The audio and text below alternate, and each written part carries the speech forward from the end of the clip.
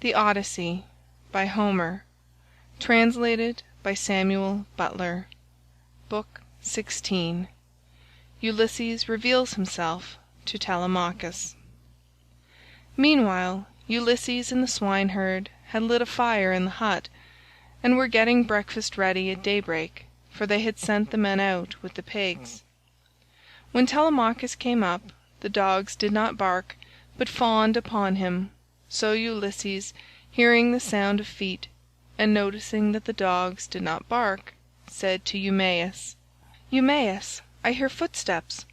I suppose one of your men or some one of your acquaintance is coming here, for the dogs are fawning upon him and not barking." The words were hardly out of his mouth before his son stood at the door. Eumaeus sprang to his feet, and the bowls in which he was mixing wine fell from his hands as he made towards his master. He kissed his head and both his beautiful eyes and wept for joy. A father could not be more delighted at the return of an only son, the child of his old age, after 10 years' absence in a foreign country, and after having gone through much hardship. He embraced him, kissed him all over as though he had come back from the dead, and spoke fondly to him, saying, "So you are come, Telemachus, light of my eyes that you are. When I heard you had gone to Pylos, I made sure I was never going to see you any more. Come in, my dear child, and sit down, that I may have a good look at you now you are home again. It is not very often you come into the country to see us herdsmen. You stick pretty close to the town generally. I suppose you think it better to keep an eye on what the suitors are doing."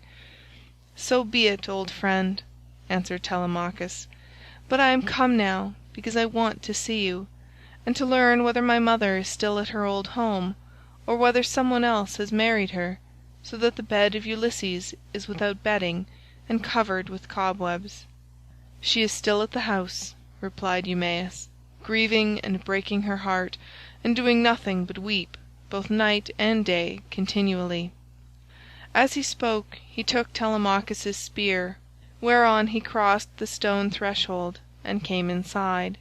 Ulysses rose from his seat to give him place as he entered, but Telemachus checked him. "Sit down, stranger," said he. "I can easily find another seat, and there is one here who will lay it for me." Ulysses went back to his own place, and Eumaeus strewed some green brushwood on the floor, and threw a sheepskin on top of it for Telemachus to sit upon. Then the swineherd brought them platters of cold meat, the remains from what they had eaten the day before, and he filled the bread baskets with bread as fast as he could. He mixed wine also in bowls of ivy wood, and took his seat facing Ulysses. Then they laid their hands on the good things that were before them, and as soon as they had had enough to eat and drink, Telemachus said to Eumaeus, "Old friend, where does this stranger come from? How did his crew bring him to Ithaca, and who were they? For assuredly he did not come here by land." To this you answered, O swineherd Eumaeus, "My son, I will tell you the real truth. He says he is a Cretan, and that he has been a great traveller. At this moment he is running away from a Thesprotian ship, and has taken refuge at my station, so I will put him into your hands. Do whatever you like with him, only remember that he is your suppliant." "I am very much distressed," said Telemachus, "by what you have just told me. How can I take this stranger into my house? I am as yet young, and am not strong enough to hold my own if any man attacks me.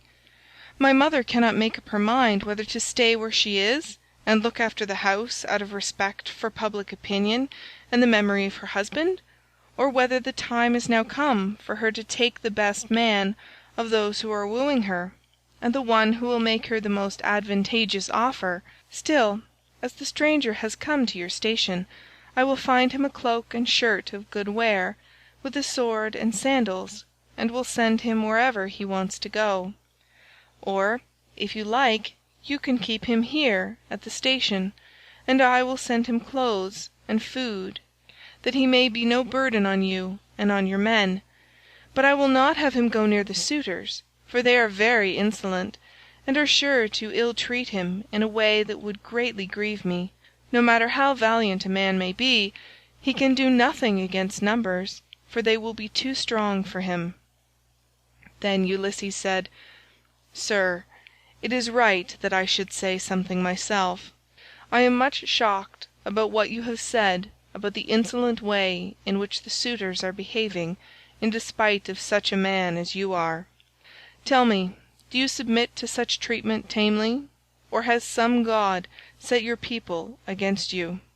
May you not complain of your brothers, for it is to these that a man may look for support, however great his quarrel may be? I wish I were as young as you are, and in my present mind. If I were son to Ulysses, or indeed Ulysses himself, I would rather some one came and cut my head off, but I would go to the house and be the bane of every one of these men.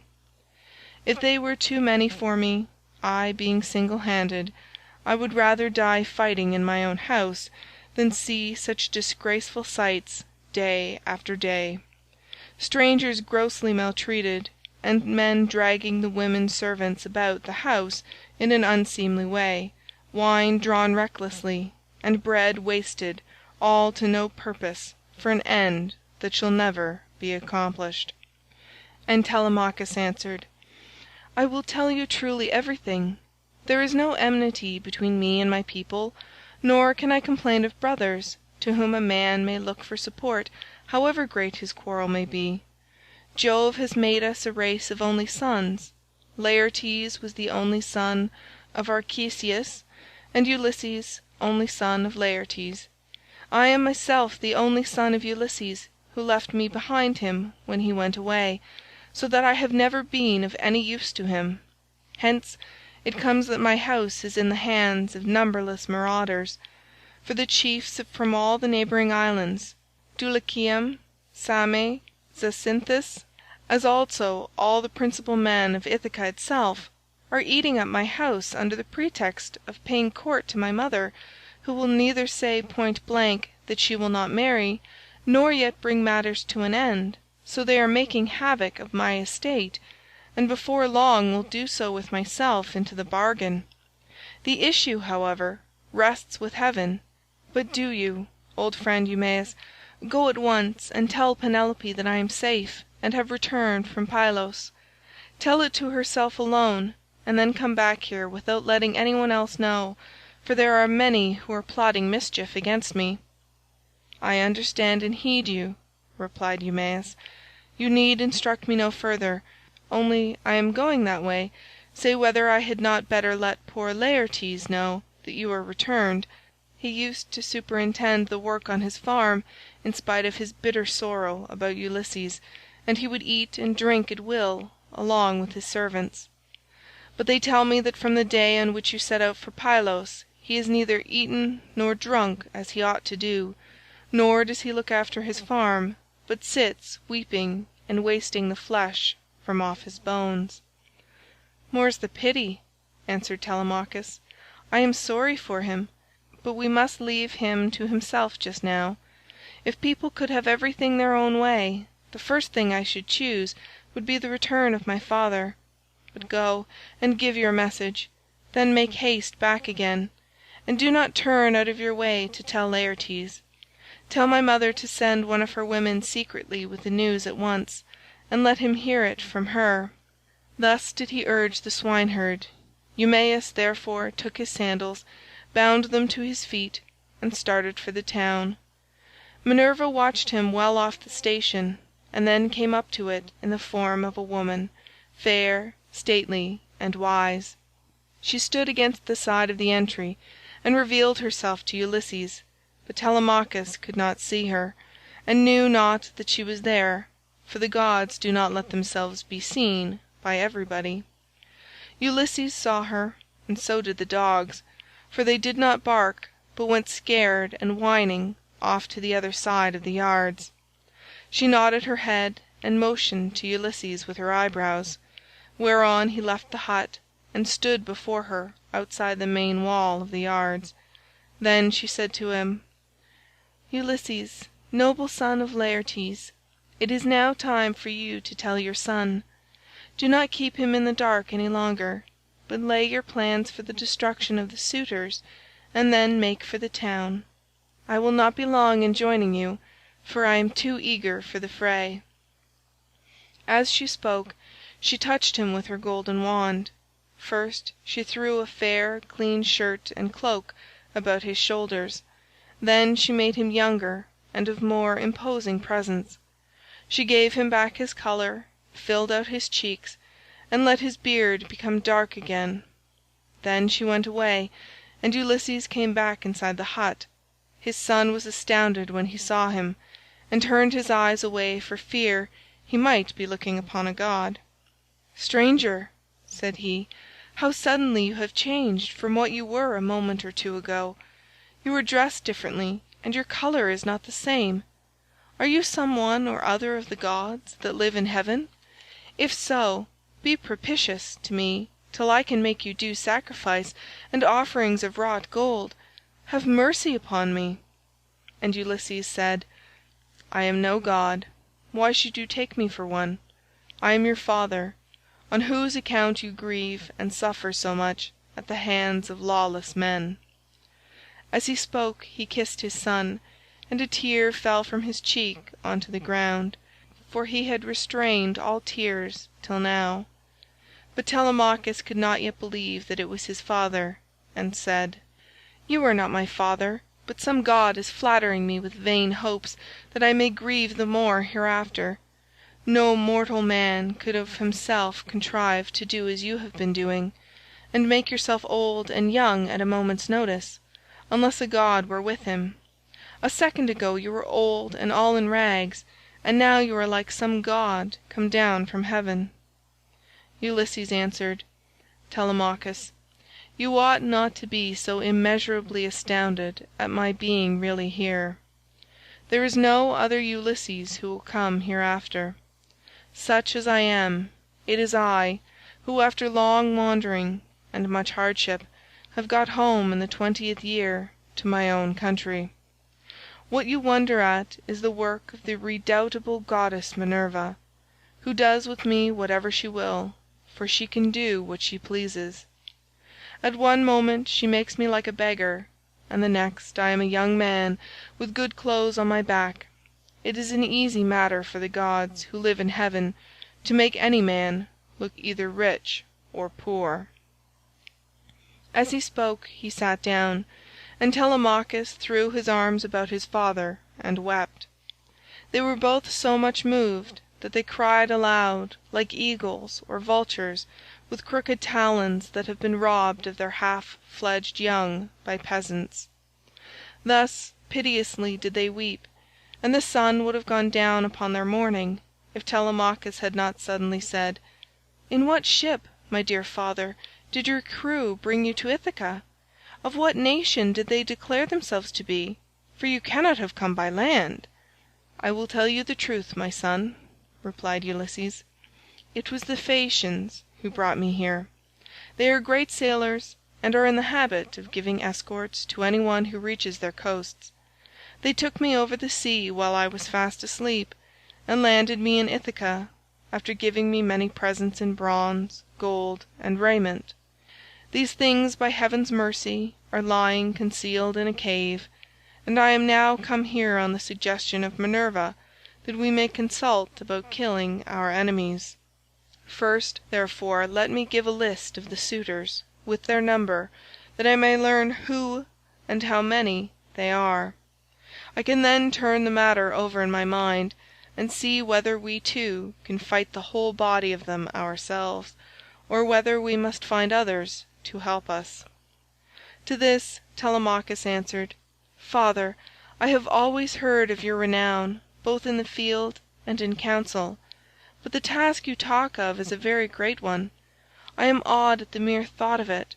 2 men cannot stand against many and brave ones.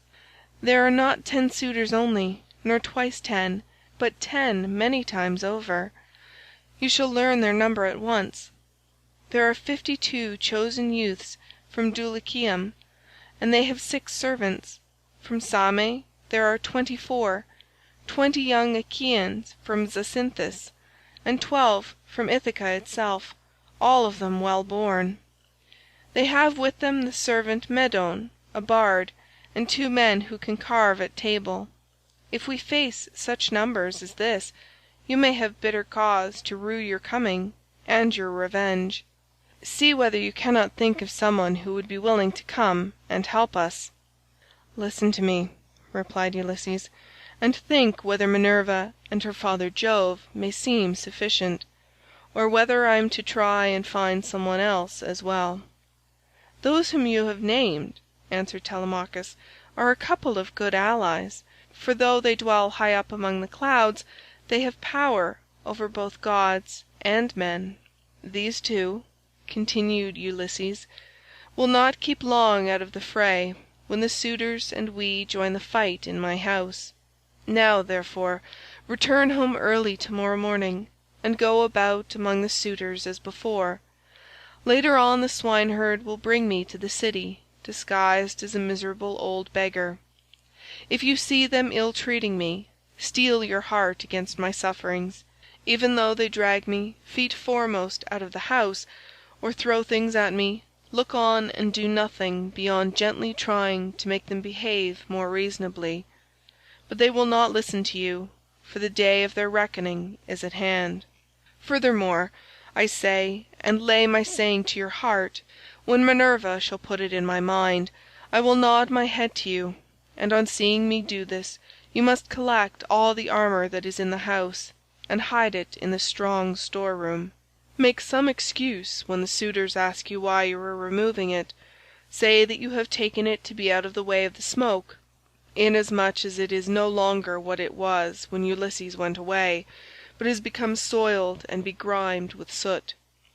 Add to this more particularly that you are afraid Jove may set them on to quarrel over their wine, and that they may do each other some harm which may disgrace both banquet and wooing, for the sight of arms sometimes tempts people to use them. But leave a sword and a spear apiece for yourself and me, and a couple ox-hide shields, so that we can snatch them up at any moment.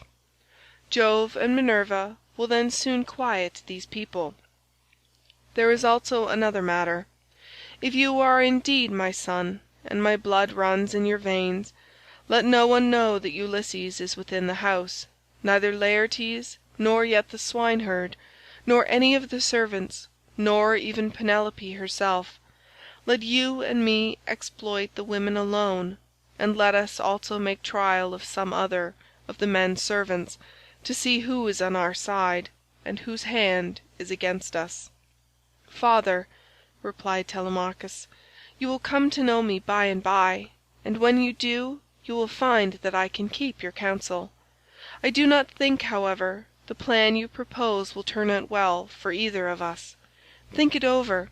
It will take us a long time to go the round of farms and exploit the men, and all the time the suitors will be wasting your estate with impunity and without compunction. Prove the women by all means, to see who are disloyal and who guiltless, but I am not in favour of going round and trying the men. We can attend to that later on, if you really have some sign from Jove that he will support you." Thus they did converse, and meanwhile the ship which had brought Telemachus and his crew from Pylos had reached the town of Ithaca. When they had come inside the harbour they drew the ship on to the land. Their servants came and took their armour from them, and they left all the presents at the house of Clytius. Then they sent a servant to tell Penelope that Telemachus had gone into the country, but had sent the ship to the town to prevent her from being alarmed and made unhappy. This servant and Eumaeus happened to meet when they were both on the same errand of going to tell Penelope. When they reached the house the servant stood up and said to the queen in the presence of the waiting women, "Your son, madam, is now returned from Pylos." But Eumaeus went close up to Penelope and said privately all that her son had bidden him tell her. When he had given his message he left the house with its outbuildings and went back to his pigs again.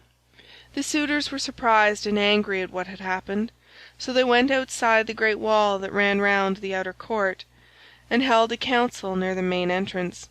Eurymachus, son of Polybus, was the first to speak. "My friends," said he, "this voyage of Telemachus's is a very serious matter. We had made sure that it would come to nothing. Now, however, let us draw a ship into the water and get a crew together to send after the others, and tell them to come back as fast as they can." He had hardly done speaking when Amphinomus turned in his place and saw the ship inside the harbour, with the crew lowering her sails and putting by their oars. So he laughed and said to the others, "We need not send them any message, for they are here. Some god must have told them, or else they saw the ship go by, and could not overtake her." On this they rose and went to the waterside. The crew then drew the ship on shore. Their servants took their armour from them, and they went up in a body to the place of assembly. But they would not let any one, old or young, sit along with them. And Antinous, son of Eupeithes, spoke first. "Good heavens," said he, "see how the gods have saved this man from destruction. We kept a succession of scouts upon the headlands all day long, and when the sun was down we never went on shore to sleep, but waited in the ship all night till morning in the hope of capturing and killing him. But some god has conveyed him home in spite of us. Let us consider how we can make an end of him. He must not escape us. Our affair is never likely to come off while he is alive, for he is very shrewd, and public feeling is by no means all on our side. We must make haste before he can call the Achaeans in assembly. He will lose no time in doing so, for he will be furious with us, and will tell all the world how we plotted to kill him, but failed to take him. The people will not like this when they come to know of it. We must see that they do us no hurt, nor drive us from our own country into exile. Let us try and lay hold of him either on his farm away from the town, or on the road hither. Then we can divide up his property amongst us, and let his mother and the man who marries her have the house. If this does not please you, and you wish Telemachus to live on and hold his father's property, then we must not gather here and eat up his goods in this way, but must make our offers to Penelope, each from his own house, and she can marry the man who will give the most for her, and whose lot it is to win her." They all held their peace until Amphinomus rose to speak. He was the son of Nisus, who was the son to King Aretias, and he was foremost among all the suitors from the wheat-growing and well-grassed island of Dulichium. His conversation, moreover, was more agreeable to Penelope than that of any of the other suitors, for he was a man of good natural disposition. "My friends," said he, speaking to them plainly and in all honesty, "I am not in favour of killing Telemachus. It is a heinous thing to kill one who is of noble blood. Let us first take counsel of the gods, and if the oracles of Jove advise it, I will both help to kill him myself, and will urge everyone else to do so. But if they dissuade us, I would have you hold your hands." Thus did he speak, and his words pleased them well. So they rose forthwith and went to the house of Ulysses, where they took their accustomed seats. Then Penelope resolved that she would show herself to the suitors. She knew of the plot against Telemachus, for the servant Medon had overheard their counsels and had told her. She went down therefore to the court attended by her maidens, and when she reached the suitors she stood by one of the bearing posts supporting the roof of the cloister, holding a veil before her face, and rebuked Antinous, saying, "Antinous, insolent and wicked schemer, they say you are the best speaker and counsellor of any man of your own age in Ithaca, but you are nothing of the kind. Madman, why should you try to compass the death of Telemachus, and take no heed of suppliants, whose witness is Jove himself? It is not right for you to plot thus against one another. Do you not remember how your father fled to this house in fear of the people, who were enraged against him for having gone with some Taphian pirates and plundered the Thesprotians, who were at peace with us? They wanted to tear him in pieces and eat up everything he had, but Ulysses stayed their hands, although they were infuriated, and now you devour his property without paying for it, and break my heart by wooing his wife and trying to kill his son. Leave off doing so, and stop the others also." To this Eurymachus son of Polybus answered, "Take heart, Queen Penelope, daughter of Icarius, and do not trouble yourself about these matters. The man is not yet born, nor never will be, who shall lay hands upon your son Telemachus, while I yet live to look upon the face of the earth. I say, and it shall surely be, that my spear shall be reddened with his blood, for many a time has Ulysses taken me on his knees, held wine up to my lips to drink, and put pieces of meat into my hands. Therefore Telemachus is much the dearest friend I have, and has nothing to fear from the hands of us suitors. Of course, if death comes to him from the gods, he cannot escape it." He said this to quiet her, but in reality he was plotting against Telemachus. Then Penelope went upstairs again and mourned her husband till Minerva shed sleep over her eyes. In the evening Eumaeus got back to Ulysses and his son, who had just sacrificed a young pig of a year old, and were helping one another to get supper ready. Minerva therefore came up to Ulysses, turned him into an old man with a stroke of her wand, and clad him in his old clothes again, for fear that the swineherd might recognize him and not keep the secret, but go and tell Penelope. Telemachus was the first to speak. "So you have got back, Eumaeus," said he. "What is the news of the town? Have the suitors returned, or are they still waiting over yonder to take me on my way home?" "I did not think of asking about that," replied Eumaeus, "when I was in the town. I thought I would give my message and come back as soon as I could. I met a man sent by those who had gone with you to Pylos, and he was the first to tell the news to your mother, but I can say what I saw with my own eyes. I had just got on to the crest of the hill of Mercury above the town, when I saw a ship coming into harbour with a number of men in her. They had many shields and spears, and I thought it was the suitors, but I cannot be sure." On hearing this Telemachus smiled to his father, but so that Eumaeus could not see him.